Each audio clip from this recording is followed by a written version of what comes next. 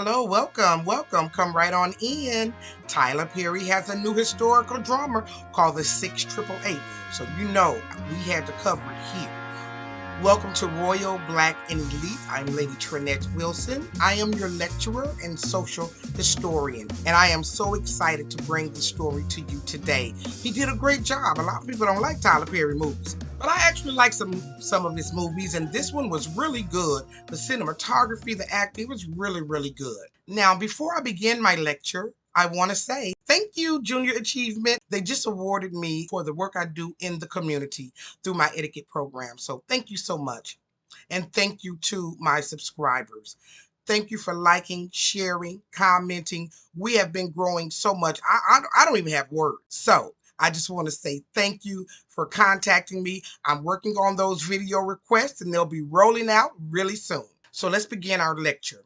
Now, 6888 is short for the 6,888th Central Postal Directory Battalion. For the purposes of this video, I'm going to keep calling it 6888. Now, this battalion was composed of 855 Black women, all under the leadership of this woman right here, Charity Adams Early. She got married later in life. She was played by the incomparable Kerry Washington, who did an outstanding job. As a leader, Lieutenant Colonel Charity Adams had to be something special. To lead 855 Black women, to do what you need them to do in a time of war, I can only imagine her strength and commitment to leadership and just what a special woman that she was. She was born on December the 5th, 1918. So hello, all you December the 5th babies. And she was born in a city called Kitnell, North Carolina, but she actually grew up in Columbia, South Carolina.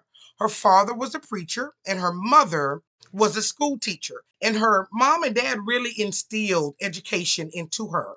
They had 4 children and she was the oldest. And you know, the oldest usually is an overachiever. And let me tell you, Lieutenant Colonel Charity Adams was that. Because by the time she graduated high school, she was already the valedictorian. She went on to the HBCU, Wilberforce University in Ohio in 1938, and she mastered in math and physics. While in college, the lieutenant colonel pledged Delta Sigma Theta sorority.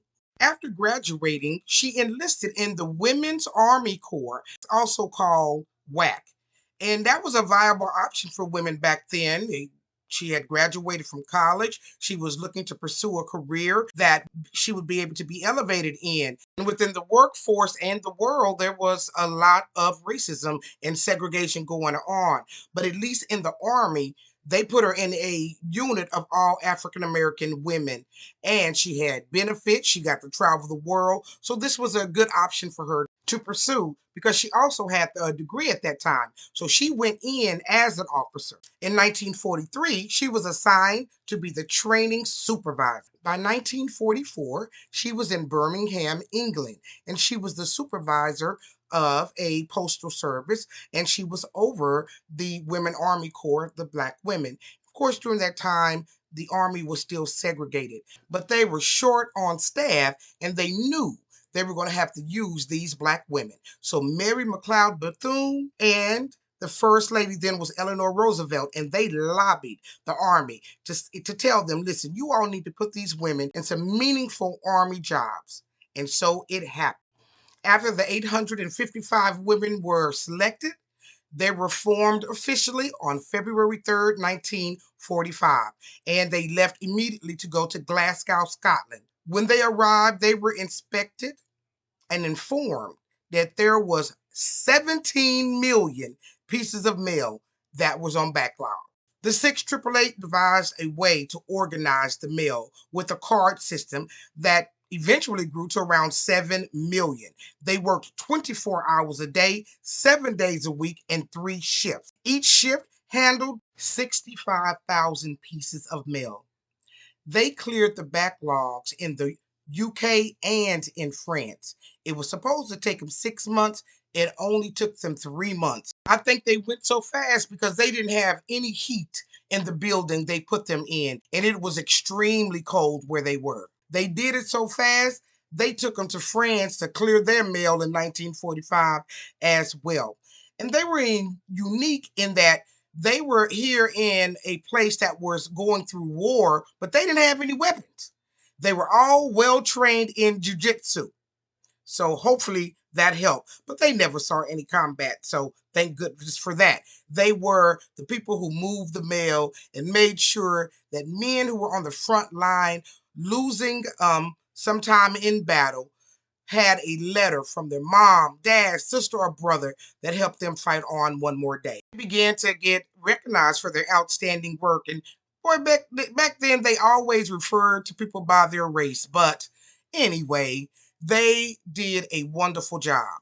They were treated like heroes. In fact, the colonel said they were treated better overseas than in America. I think I've heard that more than one time before. After they cleared the backlog in 1945, they had a shindig for them and they were celebrated. They had a parade for them. They even marched on the site where Joan of Arc was unalive. So, I mean, they were the toast of the town. The war was now over and their job was now done. And so they reduced the number of the battalion by 500. And in 1946, they were completely disbanded in Fort Dix, New Jersey. 6888 has been recognized all over the world. And in March the 14th, 2022, they received the Congressional Medal of Honor. Only 3 members were still alive to be able to receive it, but what an honor to them. I'm just so proud of these amazing women. They look so beautiful, and they did so much for our country and for so many people because they cleared mail that was coming from all over the world. And it brings me back to the woman who led it all. When they were disbanded, she decided to leave the Army in 1946.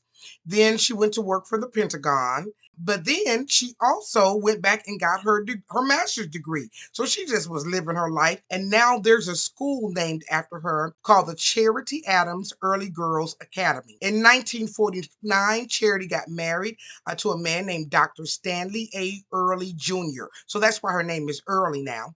And she has 2 children, Stanley III and Judith Early. I'm more than sure they are so proud of their mother and so honored to have this movie made after this outstanding group of women.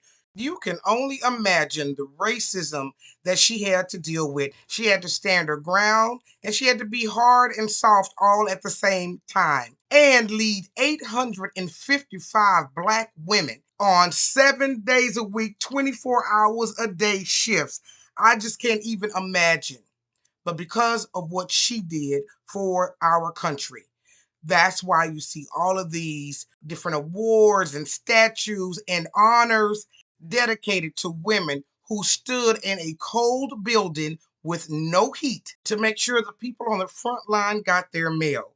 Lieutenant Colonel Adams passed away on January the 13th, 2002 at 83 years old.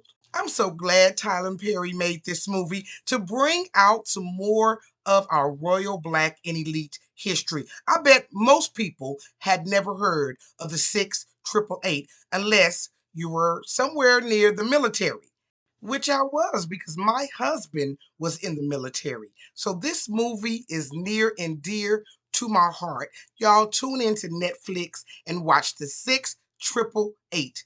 Congratulations to Tyler Pery. Like I said, this one was a good one. I think because the story's been told, he had to kind of stick to the history. So it was really good. If you're not doing anything during the holiday season, catch this one. I want to thank you for joining me. As you know, our videos are for entertainment and educational purposes only. If you found value in it, you leave me a comment, a like, and a share. And also, tune in for my next episode of Royal Black and Elite.